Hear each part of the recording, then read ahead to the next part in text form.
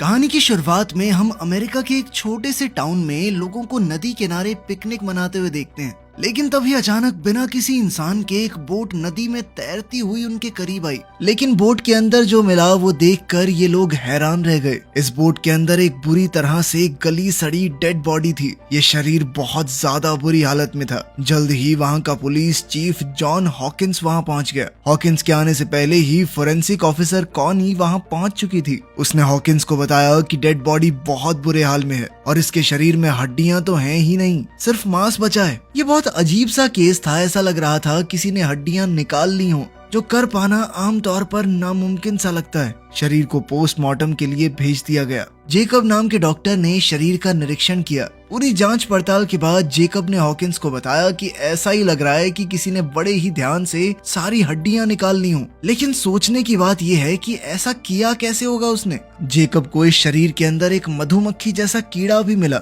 इस कीड़े को जेकब ने एक जार में बंद कर दिया था। हॉकिंग ने कॉनी को ये जार दिया ताकि इसे ध्यान से रख दिया जाए। हो सकता है ये सबूत के तौर पर काम आ जाए और मौत के कारण का पता लगाया जा सके। जल्द ही कॉनी को इस आदमी का नाम पता चला। इस आदमी का नाम था डॉक्टर कोल पार्सन्स। वो एक साइंटिस्ट है जो लगभग 1 साल पहले यहाँ रहने आया था। उन्हें इस आदमी का वॉलेट और कुछ सामान बोट पर ही मिला। वो पहले ही यूनिवर्सिटी में एक प्रोफेसर हुआ करता था, लेकिन फिर उसने सब कुछ छोड़ दिया और अकेले जाकर नदी के किनारे रहने लगा, जंगल के बीचों बीच। हॉकिंस को इस केस की अच्छे से जांच करने के लिए उस आदमी के घर जाना होगा। इसके बाद हम मैग नाम की एक लड़की को देखते हैं जो कि हॉकिंस की एक्स गर्लफ्रेंड है। मैग पुलिस के लिए जंगल की गाइड के तौर पर काम करती थी। हॉकिंस ने मैग से मिलकर इस केस के बारे में पूरी जानकारी दी। मैग उस साइंटिस्ट को जानती थी। लगभग 1 साल पहले मैग ने उस साइंटिस्ट की कुछ सामान लाने में मदद भी की थी। वो जानती थी कि ये साइंटिस्ट किसी एक्सपेरिमेंट पर काम कर रहा है, लेकिन इस एक्सपेरिमेंट के बारे में ज्यादा कुछ नहीं पता उसे।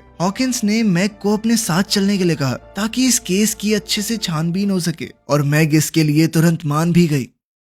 हॉकिंस ने जेकब को भी साथ आने को कहा। इस छानबीन पर चलने से पहले हॉकिंस ने कुछ सूचना इकट्ठी की और तभी उसे एक और परेशान कर देने वाली खबर मिली। उस साइंटिस्ट की एक छोटी बेटी भी थी जो लगभग 1 साल पहले गायब हो गई थी और उसे आज तक कोई नहीं ढूंढ पाया। अगले ही दिन हॉकिंस, मैग और जेकब ने सारा सामान बांधा और घने जंगल की ओर निकल पड़े। इस सफर का कुछ हिस्सा उन्हें बोट से तय करना होगा ताकि वो साइंटिस्ट के केबिन तक पहुंच सकें। जब ये लोग रास्ते में थे तो अचानक कॉनी का फोन आया। कॉनी ने बताया कि जो कीड़ा इस आदमी के शरीर में मिला है वो कल तो मर गया था और आज फिर से जिंदा हो गया। कॉनी ने पूछा कि क्या मैं इस कीड़े को जांच के लिए लैब में भेज दूं, लेकिन हॉकिंस ने कहा कि मेरे लौटने का इंतजार करो। कॉनी ने यह भी बताया कि जब इस साइंटिस्ट की बेटी गायब हुई थी तो उसकी पत्नी का दिमागी संतुलन हिल गया था और उसे 3 महीने तक अस्पताल में रखा गया था। वो बार बार अपने पति को ही अपनी बेटी के गायब होने के लिए जिम्मेदार ठहरा रही थी। जैसे जैसे रात हुई हॉकिंस, मैग और जेकब अपनी मंजिल तक पहुंचे।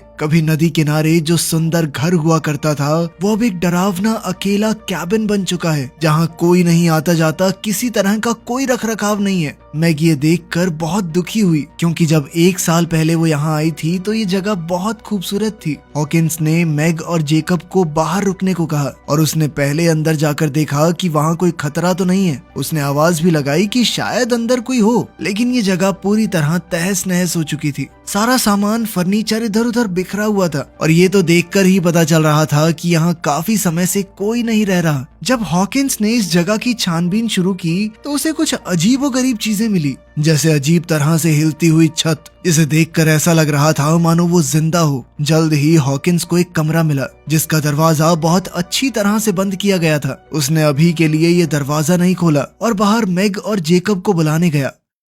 रात बहुत ज्यादा हो गई थी, इसीलिए उन्होंने सोचा कि जंगल में वापस जाना सही नहीं रहेगा, रात को यहीं रुक जाते हैं। लेकिन इस जगह का माहौल बहुत ही अजीब और डरावना था। घर में घूमते हुए भी अजीब और डरावनी आवाजें गूंज रही थी। हॉकिंस ने कहा कि डरने की बात नहीं है, ये आवाजें किसी चूहे या रकून की होंगी। लेकिन असल में तो टेंशन बढ़ती गई। अचानक इस केबिन की लाइटें जलने बुझने लगी, जिससे ये जगह और भी ज्यादा अजीब और डरावनी लगने लगी। जल्द ही उन्हें एक बेसमेंट का दरवाजा दिखाई दिया। उन्होंने सोचा कि नींद तो यहाँ वैसे भी नहीं आएगी, तो थोड़ी छानबीन ही कर लेते हैं। नीचे बेसमेंट में उन्हें एक बड़ी बिजली पैदा करने वाली मशीन मिली। ये अजीब सी मशीन एक बड़े इंडस्ट्रियल चार्जर जैसी लग रही है। पूरी तरह इस मशीन का क्या काम है ये उन्हें भी समझ नहीं आया, लेकिन ये मशीन काफी ताकतवर और खतरनाक लग रही है। हॉकिंस ने जो रिसर्च यहाँ आने से पहले की थी उसमें भी ऐसी किसी मशीन का जिक्र था। इस घर की रसोई में छानबीन करते हुए उन्हें पता चला कि रसोई की अलमारी से कुछ तारें ऊपर की तरफ जा रही हैं। इन तीनों ने अंदाजा लगाया कि जो भी मशीन इस घर में मौजूद है वो जरूर ऊपर वाले कमरे में होगी। खैर जो कमरा हॉकिंग को पहले बंद मिला था वो खुद ब खुद खुल गया। हॉकिन ने अपने दोस्तों को बुलाया और तीनों अंदर चले गए। दीवारों पर अजीबोगरीब फोटोज लगी हुई थी और तंत्र मंत्र से जुड़े हुए रहस्यमयी निशान बने हुए थे, लेकिन कुछ साइंस से जुड़ी चीजें भी थी। ये साइंस और काले जादू का एक मिक्सचर सा लग रहा था। वहाँ कुछ फोटोज तो बहुत ज्यादा दिल दहला देने वाली थी। वो लोग छानबीन कर ही रहे थे कि अचानक एक मकड़ी ने जेकब के मुंह पर काट लिया। डरा और घबराया हुआ जेकब अपने कमरे के बाहर भागा। हॉकिंस ने कॉनी को फोन किया और कहा कि पता लगाओ ये अजीबोगरीब घर किसने बनाया है, लेकिन छत से आ रही इलेक्ट्रोमैग्नेटिक रेडिएशन की वजह से उसके फोन का सिग्नल टूट गया। वहीं जेकब और हॉकिन के बीच में भी मैग को लेकर कुछ टेंशन थी। दरअसल हॉकिन से पहले मैग जेकब की गर्लफ्रेंड थी और वो आज भी कहीं ना कहीं उससे प्यार करता था। इस वजह से उन तीनों के बीच में माहौल थोड़ा अजीब हो गया। जैसे ही वो लोग सोने की तैयारी करने लगे, हॉकिन का कहना था कि उन तीनों को एक ही कमरे में रुकना चाहिए ताकि अगर कोई भी खतरा आए तो वो लोग मिलकर उसका सामना कर सकते हैं। लेकिन मैग ने कहा कि देखो मुझे अपना खुद का कमरा चाहिए, मैं नहीं एडजस्ट कर सकती तुम लोगों के साथ।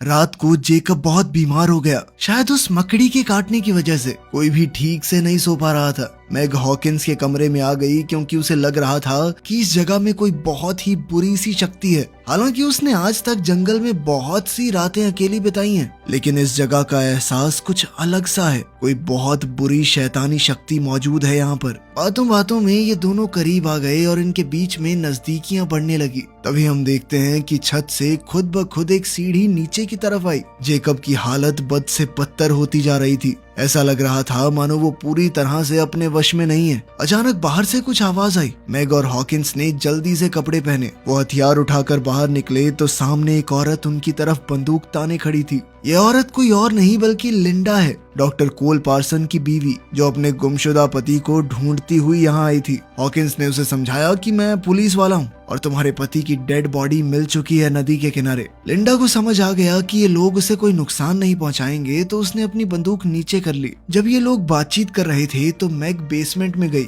ताकि कैबिन की बिजली को वापस लाने का कोई तरीका ढूंढा जाए। तभी हमने वहाँ बच्ची की एक डरावनी परछाई देखी जो मैग का पीछा कर रही है। मैग को वहाँ एक गुड़िया मिली जिसे उसने अपने साथ रख लिया। तभी हॉकिंस ने देखा कि जेकब वहाँ नहीं है और वो उसे ढूंढने बाहर चला गया। बाहर जाकर उन्होंने देखा कि ऊपर वाले कमरे में कुछ अजीब सी आवाजें आ रही हैं। हॉकिंस, मैग और लिंडा छत की तरफ बढ़ने लगे तो देखा कि जेकब इस अजीबोगरीब मशीन में फंसा हुआ है। उन्होंने जेकब को खींचकर बाहर निकाला, लेकिन ऐसा लग रहा था मानो जेकब अब जेकब रहा ही नहीं। वो पूरी तरह से खोया खोया लग रहा था। इसी घटना के दौरान लिंडा को अपनी खोई हुई बेटी की आवाज सुनाई दी जो ऊपर वाले कमरे से अपनी माँ को आवाज लगा रही है। जेकब को मशीन से निकालने के बाद हॉकिन और बाकी लोगों ने जेकब से सवाल पूछे कि ये मशीन आखिर शुरू कैसे हुई है और वो ऊपर वाले कमरे में क्या करने गया था। जेकब बेचारा घबराया और कमजोर सा लग रहा था। वो बार बार यही बात दोहरा रहा था कि मुझे नहीं पता ये सब कैसे हुआ।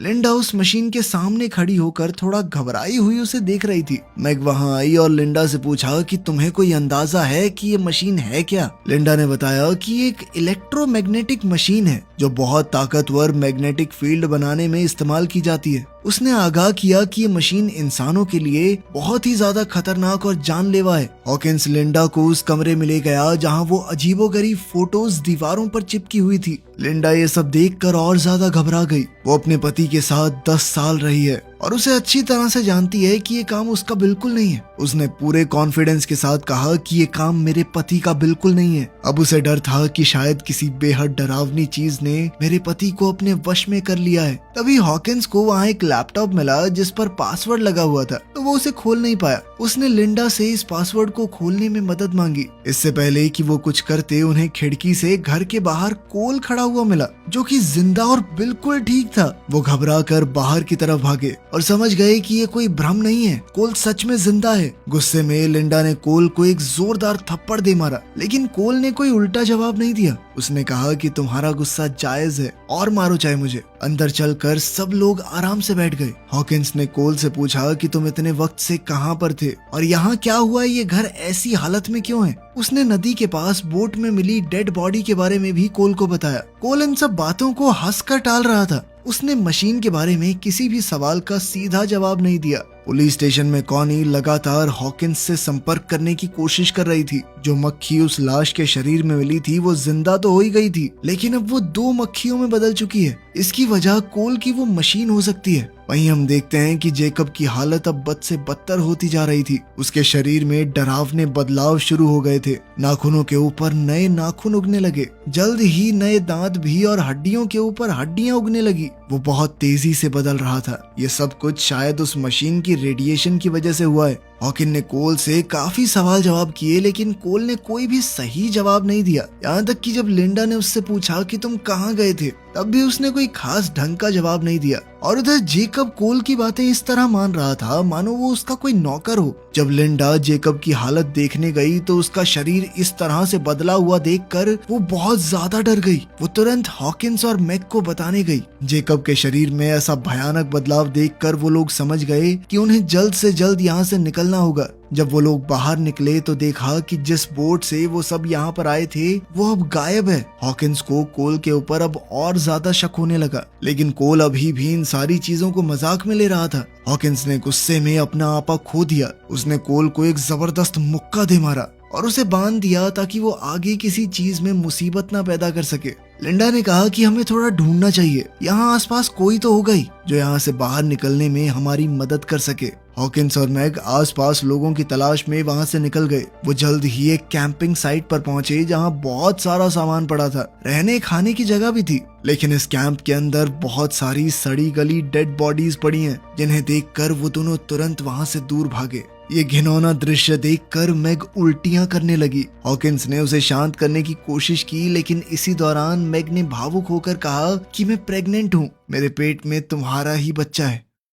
इस वक्त कैबिन में लिंडा कोल के साथ अकेली थी। लिंडा ने जब सच की कड़ियों को जोड़ना शुरू किया तब उसे समझ आया कि कोल ने बहुत सी सच्चाई सबसे छुपा कर रखी है। उसने कोल के लैपटॉप के पासवर्ड में टिंकर बेल डाल दिया, जिससे लैपटॉप तुरंत खुल गया। दरअसल कोल उसे पहले इसी नाम से पुकारा करता था। थोड़ी छानबीन के बाद उसे लैपटॉप में कुछ डरावनी वीडियोस मिली, जिसमें कोल ने कई लोगों पर एक्सपेरिमेंट किया। हर आदमी जो उस मशीन से गुजरा वो अपने अंदर एक बुरी शक्ति के साथ बाहर आया, जैसे कि कोई बुरी ताकत उनके ऊपर कब्जा कर लेती हो। लिंडा को ये भी पता चला कि कोल खुद भी इस मशीन से गुजर चुका है और नदी के किनारे जो लाश मिली थी वो सच में कोल की ही है। और अब जो कोल उनके सामने है वो उसका पति नहीं, एक वैश्य दरिंदा है जिसे इस मशीन ने बनाया है। इन वीडियोस में उसने ये भी देखा कि कोल ने अपनी खुद की बेटी को भी इस भद्दे एक्सपेरिमेंट में बलि चढ़ा दिया। इसी बीच कोल ने लिंडा को उस कमरे में बंद कर दिया ताकि वो उसके काम में अड़चन न डाल पाए।